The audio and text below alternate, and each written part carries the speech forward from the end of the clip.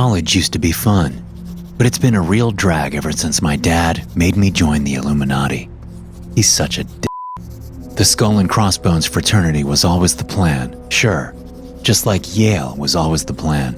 Then off to law school, join Dad's firm after that, and be a partner by the time I turned 30.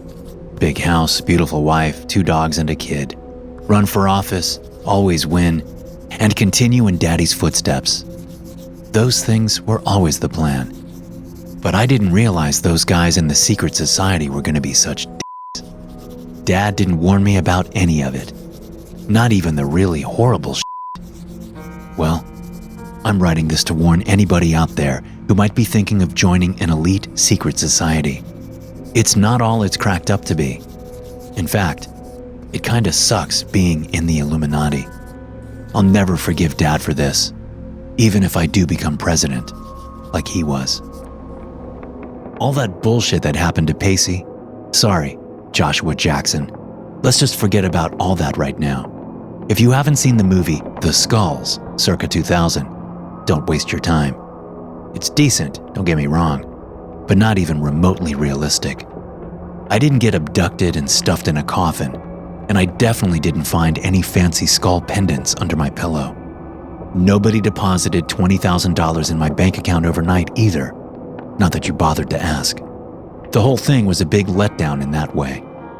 But what actually happened during my initiation scared the living shit out of me, and I need to get it off my chest.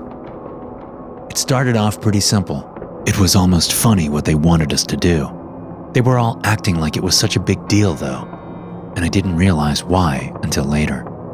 Drink it! Steve, one of the seniors, was yelling from the pulpit, clad in a long brown, hooded robe. We were deep within the bowels of the secret society stone fortress-looking building, built hundreds of years prior. One of the oldest standing structures on Yale's campus. Steve's face was covered with a skull mask, and dozens of others all around him had similar masks and robes on. At their feet were piles of old bones and skulls which had belonged to many famous generals and politicians throughout history. The pride of the organization and symbols of its name. What is this nasty shit you're making us drink? One of the guys, named Greg, to the right of me asked. It smells like food coloring. It is the blood of our vanquished enemies. Now drink it and rejoice in their deaths. I sniffed the blood in the skull cap and began to raise it to my lips. I took a sip. It wasn't half bad. There, see? This one knows his place. They pointed at me and laughed while whispering to each other. Drink, foolish acolytes! The other recruits raised their own skull cups to their lips and started imbibing the strange red liquid. Mine tasted a bit sweet, like pomegranate, with a strong, familiar flavor of grain alcohol I remembered from a misguided experience back in high school. It definitely wasn't blood, though. After I finished it, I was immediately drunk. Judging by the swaying motion of the other recruits around me, they were as well. One of them vomited violently, and then another did the same, their puke staining the floor red. Good! Finish your drinks, acolytes. Now march, forward! I was thoroughly confused by now, but it didn't matter. The dozens of us were ushered outside the courtyard. We were handed a shovel, and the seniors watched and yelled insults as we were forced to dig our own premature graves. We each dug deeper and deeper, making coffin-shaped holes within the stone-fenced courtyard. I knew if I stopped, I would be cast out of the group. All the advantages I'd heard so much about would be forfeited. The money, fancy cars, women, and most importantly, the access to power. So I kept my head down and shoveled a perfect rectangle, excavating deeper and deeper down through the dirt and the clay beneath that. Eventually, I noticed I was about 7 feet down. I guess they snuck some amphetamines into that blood punch because I was wired. Had enough yet? Someone yelled down at me from above. Yes, please. Can I come out now? He just laughed, then started to shovel dirt onto me. It rained down in my eyes and into my nose and mouth. A cloud of dust started rising up around me, and I coughed violently. Stop, please! I can't breathe! Another figure appeared above and started to shovel dirt onto me. I coughed harder and harder until my head ached and my lungs burned. Name of your first girlfriend? The voice asked, preparing another shovelful of dirt. What? I screamed, getting angry. Instead of answering, he dumped more dirt onto me, and I realized it was up to my knees. I tried to lift my legs but couldn't. Whatever drugs they had fed me were wearing off, and I felt exhausted from digging. Name of your first girlfriend? The man repeated. When I hesitated, he began to move the shovel towards the hole again. Sarah! I screamed. Sarah Huntington! Good. I breathed a sigh of relief. Did you have sex with Sarah? What? I cried, angered again. How dare they ask me these questions, I thought. Don't they know who my father is? Another shovelful of dirt came from above, rocks and pebbles hitting my face. And then two more. The cloud of dust was so thick I coughed and hacked painfully until I almost threw up. Then realized I was up to my waist in fresh dirt. Did you have sex with Sarah? The voice repeated, more insistently this time. Another shovelful of dirt already prepared. Yes. She was my first, and I was hers, I think. At least she told me I was. Some other guys said she was just humoring me, but enough. A superfluous shovelful of dirt was thrown onto me, more out of annoyance than anything else. Who else have you lain with, Acolyte? Their names, and phone numbers if you still have them. Another shovelful of dirt was thrown onto me as I sputtered something in confusion. Finally, after several hours of questioning, the dirt was up to my neck. I was sure I was going to die down there, my heart pounding with fear every time a question was asked, my answers now coming out of my mouth as quickly as possible. My mind was racing, and my entire body was quivering with fear, flinching every time the man above moved his shovel in his hands. That brings us to today, he said, and I realized we were at the end of my life story. Every single embarrassing secret from my past had been laid bare on the table. I could barely breathe, gasping for air, terrified as the seniors above prepared another shovelful of dirt and dumped it on top of me, then another and another, until I was completely buried alive. More scared than I'd ever been in my life, unable to breathe, I reached up through the loose soil, trying to grasp the lip of the grave so I could pull myself out. I just barely managed to grab hold of it and pulled upwards with all of my strength. I'd never been good at pull-ups, but now was the time to do the most important one of my life. Struggling against the weight of the dirt above, my arms numb from digging, I desperately pulled myself up out of the grave, rolling out onto the grass. I coughed and hacked up gray-brown phlegm and laid wheezing on the ground, exhausted, my entire body covered in dust. When I stood up, I realized that the other recruits' graves were filled in as well, but several of them had not made it out.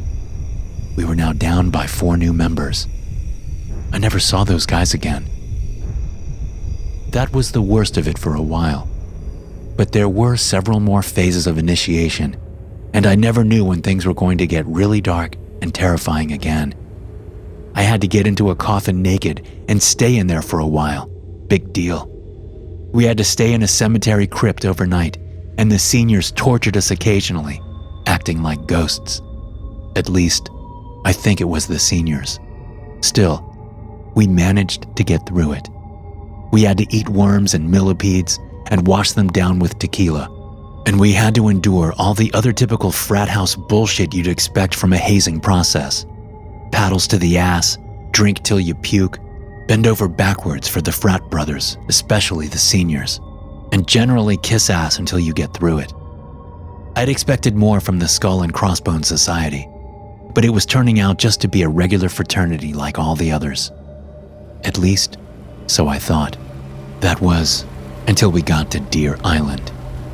This place used to be pretty badass from what I've heard. Nowadays, it's more of a scrap heap. Steve, the senior leading the retreat, was saying from the seat in front of me.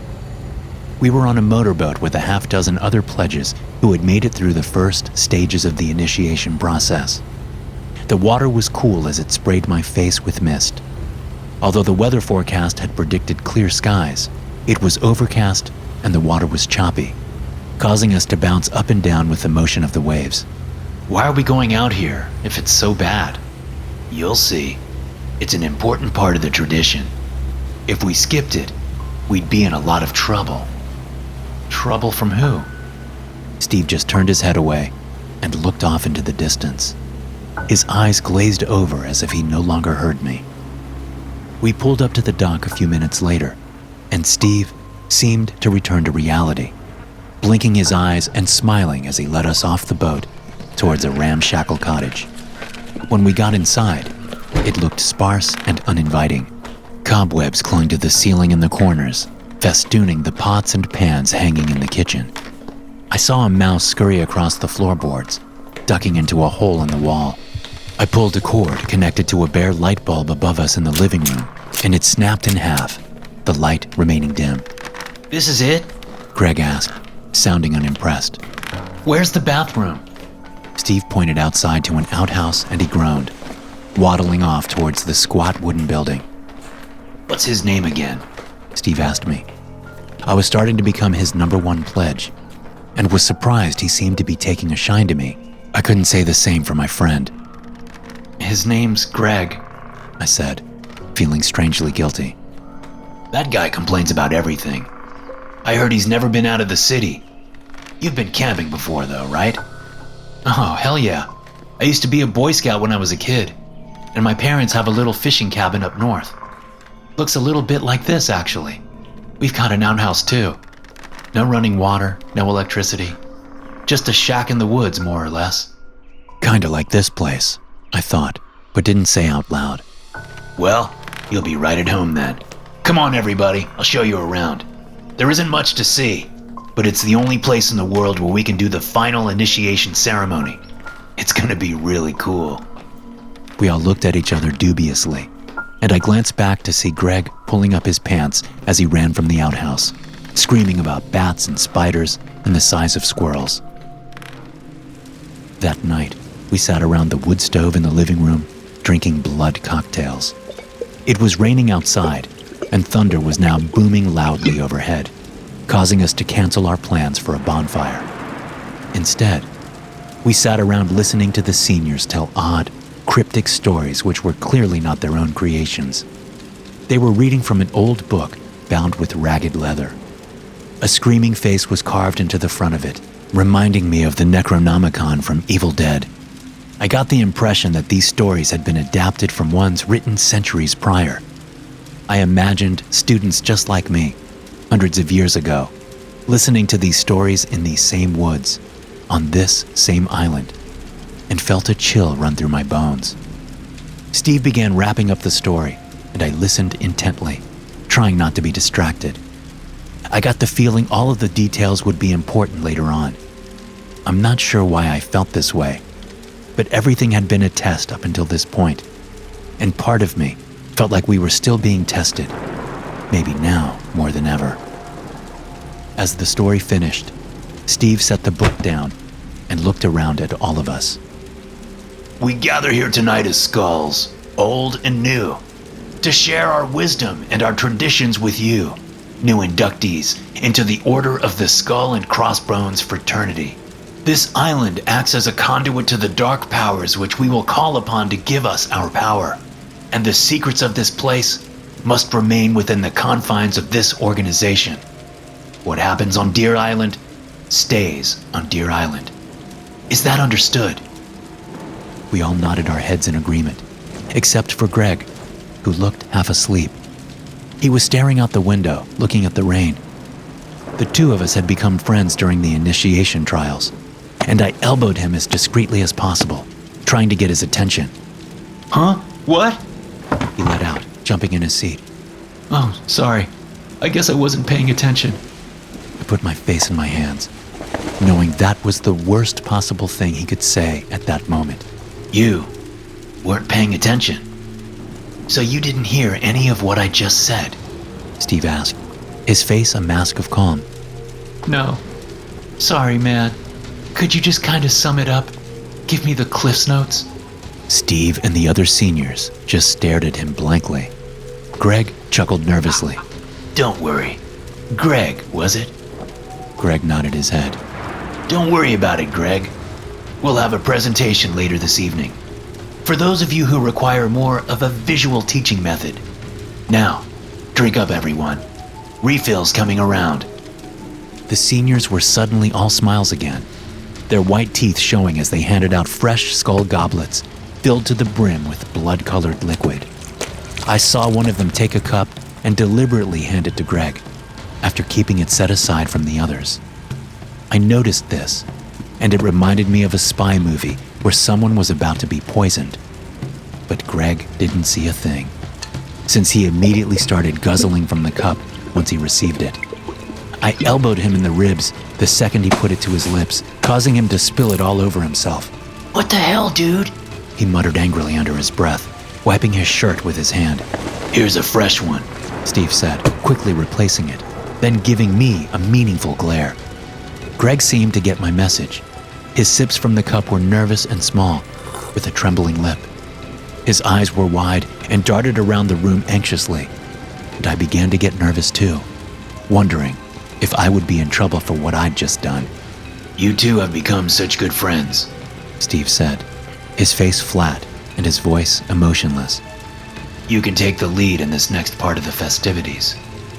He motioned for the two of us to go to the front of the room. We followed his directions, moving away from the fire and into the shadows at the far end of the room. It was cold in this dark area, away from the warmth of the fire, and I got an eerie feeling, like something was right behind me in the shadows. I looked over my shoulder nervously, but there was nothing behind us. Just an old chair, a table, and an unlit kerosene lamp. Now it's your turn, Steve said from across the room. The two of you must retell the story I just told you. Your futures with the organization depend on your abilities to remember the tale of the initiate. Now, speak it truly, and do not misremember a single word, or you will meet the same fate as he did. Surely they were kidding, I thought. It would be impossible to repeat the whole story from memory. Still, I needed to try. The new initiate was very scared when he began to dig his own grave, but he told himself it would be okay. All of his brothers would make sure he got out alive, as long as he was true to the code. Very good, Steve said, nodding. You nailed it. I'm impressed. Now it's your turn, Greg. My friend was looking very nervous, wringing his hands together and clearing his throat repeatedly. Finally, he began to speak. I could tell right away it wasn't going to go well. The new initiate dug the grave, and then the older guy started asking him real embarrassing questions about his sex life and all kinds of stuff like that. Greg had the general thread of the story correct, but the wording was way off. And now he had stopped mid-paragraph and was uncertain how to continue. Shadow Father, do you deem these initiates worthy? Steve asked, his hands out to his sides, palms raised upwards like an evangelical preacher. Whoosh! Suddenly, the kerosene lamp behind us flickered to life, the flame rising high and up out of the glass dome at the top. The old-fashioned lamp's glass began to turn black and cracked with the heat, before the flame began to finally die down to an appropriate height. The room was bathed in flickering shadows which cast an eerie glow on the proceedings. I noticed there was now a man sitting in the chair beside the lamp, a book on his lap which looked exactly like the one Steve had been reading from. A disembodied face on the cover, resembling a mummified man's visage mid-scream. This one I deem worthy, said the wrinkled, shadow-obscured face of the man in the chair, pointing towards me. But this other one, his words are not fit for the Book of Souls. What will be done with him, Shadow Father? The group of seniors asked in unison, their blank faces showing no emotion. As with any initiate who makes it to Deer Island, but cannot pass the test, he cannot be allowed to leave. His skin will bind a new book, one which contains his imperfect words. It will be housed forever in the Shadow Library. The man in the chair stood up, and when he did, I saw he was not a man at all. His body was made of oily darkness. He reached out his hands, and without even touching Greg, I saw him begin to rip the flesh from his bones. Greg screamed as a force stronger than tornado winds began to pull his skin, deforming it and causing it to tear away from his muscles and ligaments. A dark wind rushed through the cabin. The lanterns flickered and papers were tossed into the air. The pictures on the walls rattled and the furniture shook with the force of that thing as it tore Greg's flesh from him in one piece. He collapsed on the floor in a bloody heap, leaking his bodily fluids out onto the wooden planks beneath him. The Shadow Father looked pleased, fashioning a new book from the darkness around him and binding it with the flesh of my dead friend. The cover was made up of his screaming face, looking just as it had when he was killed. Now, bring the next initiate forward, Steve said, motioning for one of the seniors to bring another pledge up to stand beside me. I tried to walk back to my seat, to get away from this horrible ritual. But as soon as I took one step, I heard the raspy voice of the Shadow Father behind me, and felt his cold, dark hand on my shoulder. I cringed and pulled away, as if touched by a snake. He just smiled at this and sat back down. Stay, he said dryly. You wanted to help your friend, even though you knew he wasn't good enough. Now, you can stay and help the others with the story. Or you can fail like he did. I gulped down a dry lump in my throat as another initiate came forward. The other guy stood beside me and waited for his turn, and I realized I had to go first again. I desperately tried to remember the next piece of the story, but as time passed, it was becoming more and more difficult. With deep concentration, I tried to remember the exact words and began to speak. The initiate dug down deep below the topsoil. He got inside the grave and began to dig even deeper still. Once he was far below the surface, his brothers began to ask him questions. He answered each one simply and truthfully, for there was nothing for him to tell. And once he was finished, they pulled him out. The Shadow Father clapped his hands approvingly, waiting for the next initiate to read his piece. I let out a deep, shuddering breath as he spoke, relieved that I hadn't missed anything. As each new recruit was brought forward, I remained standing there, forced to read every alternating paragraph of the story, which I had only heard once. And I knew that a single missed word would mean my gruesome death by skinning at the hands of the creepy, supernatural being which sat behind me, laughing endlessly. It didn't help my nerves that every so often, a recruit would stumble and miss a word, causing their demise. I saw 3 different people gruesomely murdered right in front of me, but still, I managed to recite the passages. Finally, the ritual was over, and the Shadow Father vanished once again, and we were left in the dark cabin. Congrats, everybody! You're all officially members of the Skull and Crossbones organization. Drink up! A keg of beer was brought up from the cellar, and bottles of champagne were popped open. Pizza and lukewarm sushi were laid out on the table to feast upon, and those of us who were left alive did just that. Except for me. I had very little appetite. Instead, I went outside, meandering down to the lake by myself. It was quiet outside and there was no moon, so the stars could be seen clearly up above. An endless number of them shone like infinite grains of white sand on a black backdrop of space. Instead of admiring the stars, I bent down and washed my hands off thoroughly in the lake water. There was no running water inside, so there was nowhere else to do this, and I wanted to get it done fast. Good job in there, Steve said from behind me, causing me to jump, startled. Thanks, I said, standing up and turning around. My memory has never been that good. The only way I could get into Yale was by cheating my way through high school, and I was never very creative, usually just opting for writing things on my hand.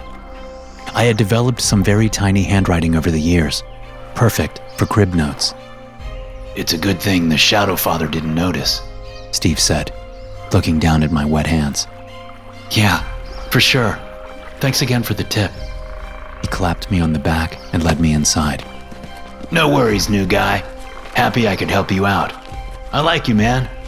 Now, if you think that was wild, just wait until you get a load of the Christmas party. Thanks for listening. If you enjoy these stories, be sure to subscribe to the podcast and check out some more of my episodes here.